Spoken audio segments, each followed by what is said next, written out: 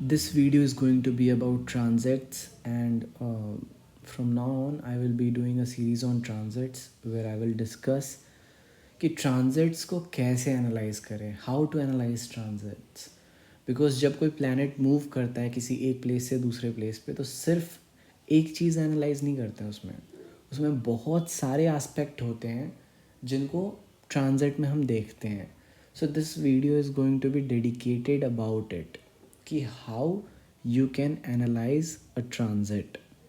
So first of all, there are 9 planets as per Vedic system, and there are 3 more as per Western system.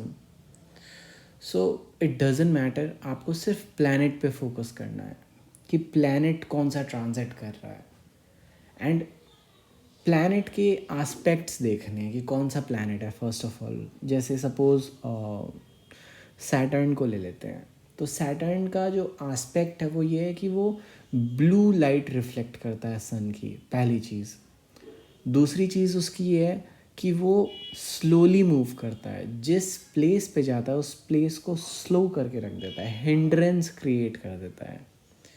तीसरी चीज़ जो आपको ध्यान में रखनी है कि सैटर्न का जो ट्रांजिट होता है वो मैच्योरिटी लाता है, और जब रेट्रोग्रेड होता है तो किसी हाउस में चल रहे प्रोसेस को स्टॉप करके रख देता है। फॉर एग्जांपल, अगर फोर्थ हाउस में ट्रांजिट करेगा और फोर्थ हाउस में रेट्रोग्रेड हो गया, तो रेट्रोग्रेशन के टाइम पे आप एकदम मिनिमलिस्टिक एक्टिविटीज़ देखोगे अपने घर में। सो चौथी चीज़ जो है, चूँकि ये स्लो होता है तो ये किसी भी जगह को ठंडा कर देता है, कोल्ड।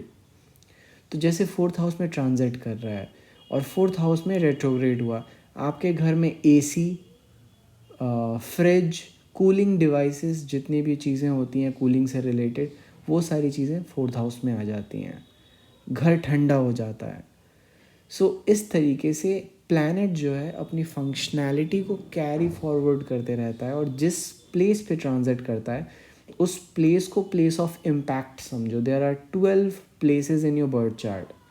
आपके कुंडली में 12 स्थान हैं, तो 12 स्थान में जिस स्थान पे चलेगा कोई भी प्लैनेट, उस स्थान पे उसका इम्पैक्ट सबसे ज़्यादा देखने को मिलेगा। सबसे ज़्यादा क्या, उसी जगह पे आपको इम्पैक्ट देखने को मिलेगा। तो आपको 2 चीज़ें कंसिड्रेशन में लेनी है किसी भी ट्रांजिट में। पहली कि कौन सा प्लैनेट ट्रांजिट कर रहा है, दूसरी कि आपके किस हाउस में ट्रांजिट कर रहा है। जिस हाउस में ट्रांजिट कर रहा होगा, आपके लाइफ का वो हिस्सा अफेक्टेड रहेगा उस पर्टिकुलर प्लैनेट से। इन दोनों चीज़ों में कोई भी अगर डिफ़िकल्टी हो आपको, तो आपको एक बात ध्यान रखनी, पहले आपको सब कुछ भूल जाना है। लॉर्डशिप्स भूल जाने कि कोई प्लैनेट कहीं का लॉर्डशिप है नहीं है। आपको ये भूल जाना है कि आत्मा कारक है कि नहीं है, योग कारक, सब भूल जाना है आपको। आपको मात्र इतना देखना है कि किस हाउस में ट्रांजिट कर रहा है और कौन सा प्लैनेट ट्रांजिट कर रहा है। जिस हाउस में ट्रांजिट करेगा उस हाउस को प्लैनेट अपनी फंक्शनैलिटी ऐड करेगा उस हाउस में। जिस हाउस में ट्रांजिट करेगा उस हाउस में अपनी फंक्शनैलिटीज़ को ऐड करेगा। इस चीज़ को बेसिक ऑफ ट्रांजिट कहते हैं। ये आपके हमारा जो 60% ऑफ एस्ट्रोलॉजी है वो ट्रांजिट बेस्ड है। अगर आपको ट्रांजिट क्लियर है तो आपको 60% एस्ट्रोलॉजी आ गई। तो इस बात को आप ध्यान रखो कि जब भी आप ट्रांजिट एनालाइज कर रहे हो तो आप सिर्फ प्लैनेट्स और उनके प्लेसेस को देखो। चलो फॉर एग्जांपल, मैंने सैटर्न डिस्कस किया, अब हम जुपिटर को उठाते हैं। जुपिटर जो होता है वो सबसे बड़ा प्लैनेट होता है सबसे पहले, और येलो लाइट रिफ्लेक्ट करता है। जितने भी येलो कलर के फ्लावर्स होते हैं वो जुपिटर के रिप्रेजेंटेटिव होते हैं। गोल्ड का रिप्रेजेंटेटिव होता है जुपिटर। लोग कहते हैं सन, लेकिन मैं कहूँगा गोल्ड, जुपिटर होता है गोल्ड का रिप्रेजेंटेटिव। उसके बाद चूँकि जुपिटर के वजह से चूँकि सबसे हेवीएस्ट प्लैनेट है हमारे सोलर सिस्टम में, तो ये जहाँ पे भी जाता है वहाँ पे हेवीनेस ऐड करता है। एक्सपेंशन और हेवीनेस, ये 2 चीज़ें जुपिटर की क्वालिटीज़ हैं। ऐसे ही आपको जुपिटर की क्वालिटीज़ जो है वो नोट डाउन करते चलना है। पहली चीज़ तो जुपिटर की ये है कि ये येलो लाइट रिफ्लेक्ट करता है। दूसरी चीज़ जो ये है कि ये heaviest planet of solar system है। तीसरी चीज़ जो ये है कि चूँकि सबसे बड़ा है, तो किसी भी प्लेस पे जब ट्रांजिट करेगा तो उस प्लेस को एक्सपैंड करता है। तो जुपिटर की फंक्शनैलिटीज़ इसी तरीके से ऐड होती हैं, इसी तरीके से किसी भी हाउस को अफेक्ट करती है। तो आपको सबसे पहले जुपिटर की फंक्शनैलिटी को पकड़ना है कि इसकी फंक्शनैलिटी क्या है। Jupiter is just a medium for analysing your birth chart. और बर्थ चार्ट में जुपिटर कहाँ पे ट्रांजिट कर रहा है, जिस प्लेस पे भी ट्रांजिट कर रहा होगा वो प्लेस अफेक्टेड माना जाएगा because of the Jupiter. Cancer का सबसे बड़ा कारक होता है जुपिटर और राहु। तो जुपिटर अगर अपने से चौथा ट्रांजिट करता है तो वो एक्सपैंड करेगा। चौथा मतलब क्रिएट करना। कोई भी प्लैनेट जब अपने से चौथा चलता है तो क्रिएट करता है कुछ भी, जिस प्लेस पे चलेगा। तो कैंसर कहाँ पे डेवलप हो रहा है, ये हर किसी के चार्ट में नहीं होता है, ये कुछ केसेस में होता है, कुछ केसेस में नहीं होता है। अगर आप इसकी पूजा कर लेते हो या फिर रेमेडीज़ हैं तो वो नहीं होता है। लेकिन कैंसर का मैक्सिमम मेजर टू मेजर कारक होता है जुपिटर। इसीलिए आपको सबसे पहले एनालाइज करना है कि जुपिटर की क्वालिटीज़ क्या हैं और ये किस हाउस में ट्रांजिट कर रहा है। जिस हाउस में ट्रांजिट करेगा उस हाउस पे इम्पैक्ट पड़ेगा। फॉर एग्जांपल, सपोज जुपिटर आपके 6th हाउस में ट्रांजिट कर रहा है, तो 6th हाउस आपके डेली हैबिट्स होते हैं, प्रोफेशन होता है, तो प्रोफेशन का एक्सपेंशन होगा, डेली हैबिट्स का एक्सपेंशन होगा। लेकिन जुपिटर अपने से 12th ट्रांजिट कर जाए तो एंड कर देता है प्रोफेशन को, बहुत बड़े तरीके से एंड करता है। तो ये कितना अपने से ट्रांजिट करेगा ये मैं नेक्स्ट वीडियो में बताऊंगा। लेकिन अभी फ़िलहाल आपको ये बेसिक ऑफ ट्रांजिट समझ लेना है कि सबसे पहले प्लेस उठाओ और सब कुछ भूल जाओ। किस स्थान पे ट्रांजिट कर रहा है सिर्फ उस स्थान को देखो, और कौन सा प्लैनेट ट्रांजिट कर रहा है सिर्फ उस प्लैनेट को देखो। जुपिटर ट्रांजिट कर रहा है तो जुपिटर अपने इफेक्ट्स दिखाएगा। जुपिटर किसी और के इफेक्ट, सैटर्न का इफेक्ट नहीं दिखाएगा, राहु का इफेक्ट नहीं दिखाएगा, वो सिर्फ अपना इफेक्ट दिखाएगा। तो आपको जुपिटर की क्वालिटीज़ क्लैरिफाइड रखनी है और जिस प्लेस पे ट्रांजिट करेगा उस प्लेस को अपने हिसाब से अपनी वैल्यूज़ उस प्लेस पे ऐड करेगा। जो उसकी फंक्शनैलिटी उस प्लेस पे अपनी वैल्यूज़ ऐड करेगा। फॉर एग्जांपल, 6th हाउस जो होता है आपके लिवर को कहते हैं।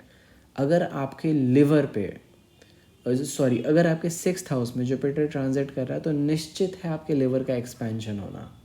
लेकिन इसमें भी केसेस हैं, इसमें भी एक्सेप्शंस है। फॉर एग्जांपल, अगर सैजिटेरियस कोई किसी भी स्थान पे आपका जुपिटर प्लेस्ड है और सैजिटेरियस राशि में है, तो सैजिटेरियस त्याग का राशि होता है, तो वो जहाँ पे भी जाता है वो वेट लॉस करता है। तो फिर जुपिटर एक्सपैंड नहीं करेगा, जितना वो एक्सपैंड कर सकता था उतना ही आपका रिलीज़ करेगा। तो 6th हाउस पे फिर आपका जो लिवर होता है वो कोलैप्स करेगा, लेकिन अपनी वैल्यूज़ तो ऐड करेगा। तो ये जो है ये आपको जुपिटर का जो फंक्शनैलिटी है वो एक्सपेंशन का, लेकिन सैजिटेरियस में जब वो हो जाता है तो एक्सपेंशन किस चीज़ में, तो रिलीज़ करने में एक्सपेंशन। तो ये सारी चीज़ें मैं अभी आने वाले अपकमिंग वीडियोस में बताऊंगा, बट बेसिक यही है कि प्लैनेट अपनी इफ़ेक्ट्स को इंट्रोड्यूस करते हैं किसी हाउस में। तो 6th हाउस में जुपिटर अगर ट्रांजिट करता है तो वो आपके लिवर को एक्सपैंड करेगा, सिंपल, इसमें कोई डाउट नहीं होना चाहिए। 7th हाउस है तो रिलेशनशिप्स को एक्सपैंड करेगा। 8th हाउस में जाएगा तो 8th हाउस के से रिलेटेड चीज़ों को एक्सपैंड करेगा। प्रोस्टेट कैंसर का सबसे बड़ा डर होता है जब जुपिटर का ट्रांजिट 8th हाउस में होता है। उस समय इंसान को नॉनवेज खाना छोड़ देना चाहिए। जुपिटर 9th हाउस में ट्रांजिट करेगा तो 9th हाउस को एक्सपैंड करेगा, आपके फादर के लिए बहुत अच्छा ट्रांजिट रहेगा। तो ये सिर्फ बेसिक है, अभी इसको आपको परमानेंटली नहीं मानना है। सबसे पहले तो आपको भूलना पड़ेगा योग कारक, आत्मा कारक, अमत्य कारक, दर कारक, ये सब भूल जाओ। ये सब आपके प्रिडिक्शंस में काम नहीं आने वाले हैं जिस तरीके से ट्रांजिट एनालाइज किया जाता है। दूसरी चीज़ जो आपको भूलनी है वो ये है कि किसी घर का स्वामी, फॉर एग्जाम्पल सैटर्न कैप्रिकॉर्न और एक्वेरियस का रूलर है, और वो ट्रांजिट कहीं पे भी करेगा तो लोग आपको कहेंगे नहीं, एक्वेरियस और सैटर्न कैप्रिकॉर्न का वो इफेक्ट डालेगा उस हाउस पे, जिस हाउस पे भी ट्रांजिट करेगा। ये गलत है। अगर ये सही होता तो सैटर्न का ट्रांजिट कैप्रिकॉर्न में 2020 के जनवरी से 2022 के अप्रैल तक हुआ है। यहाँ पे लोग बोल रहे थे कि चूँकि स्वामी अपने घर में आए तो सब कुछ बढ़िया चलेगा, एंड कोरोना हैपेंड, लोग इतने सारे लोग मर गए। सबसे सबसे हैवॉक ड्रिवन टाइम पीरियड है ये। तो इसीलिए आपको रूलरशिप भूल जाना है, रूलरशिप को एनालाइज नहीं करना है। डिस्पोजिटर, बहुत लोग बोलते हैं डिस्पोजिटर, तो डिस्पोजिटर भी भूल जाना है आपको इसमें। इन सब को जब भूल जाओगे तब आपकी पिक्चर क्लियर आएगी निकल के कि चल क्या रहा है। सिर्फ दो चीज़ आपको पकड़ के चलना है, एक तो पॉइंट ऑफ इम्पैक्ट जहाँ पे किसी प्लैनेट का ट्रांजिट हो रहा है, और दूसरा वो प्लेस जहाँ पे कोई प्लैनेट ट्रांजिट कर रहा है। इन्हीं दोनों चीज़ों को beginning stage of transit analysis आप मान के चलो। इससे ज़्यादा आपको कुछ नहीं देखना है। इससे ज़्यादा अगर आप देखते हो तो ये थोड़ा आपके लिए फ्रस्ट्रेटिंग हो सकता है।